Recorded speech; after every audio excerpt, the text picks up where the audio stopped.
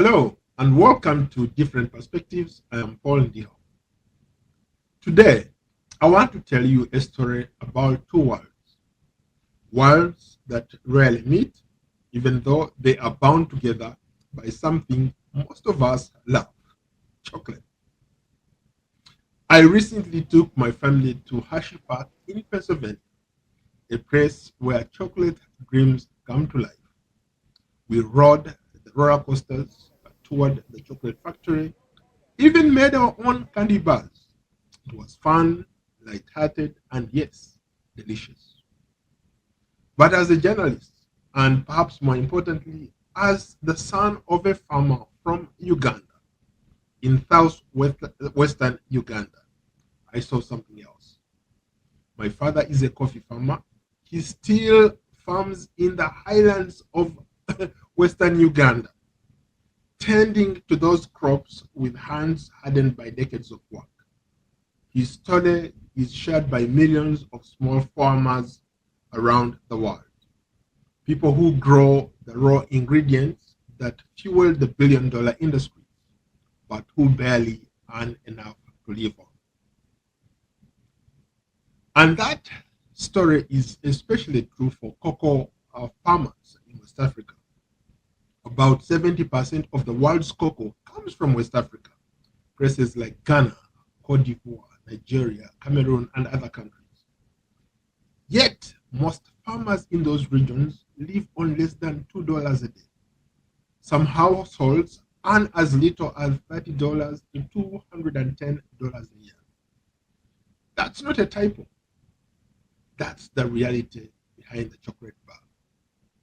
At Hersheypark, my children were covered in sprinkles and joy, crafting their own chocolate bars. But I couldn't help picturing kids their age back in Ghana or in Ivory Coast, wielding machetes, not because they want to, but because poverty leaves them no option.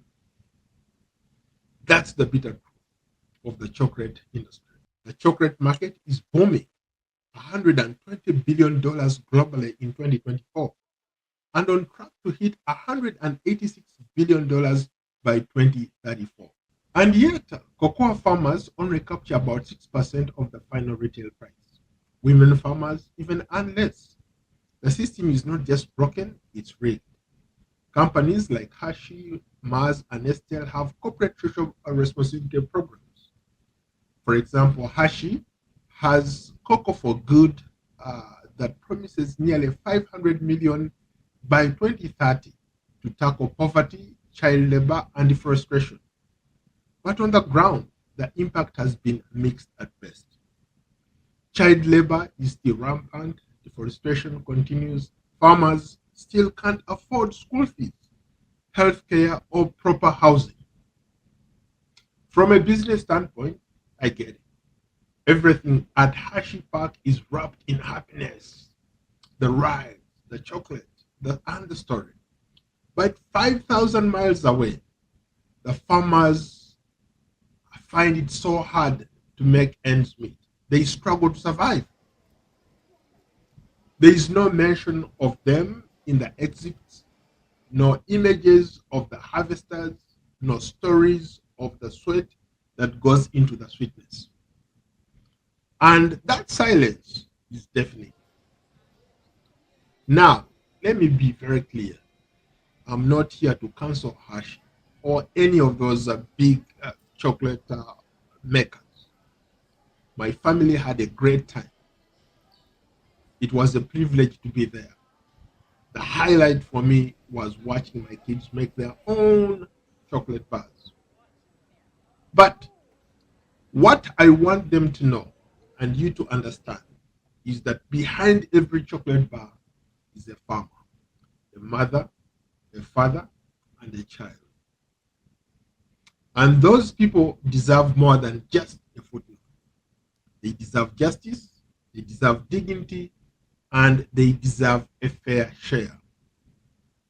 So, to the industry giants like Hershey, Mars, and Nestle, this is your opportunity.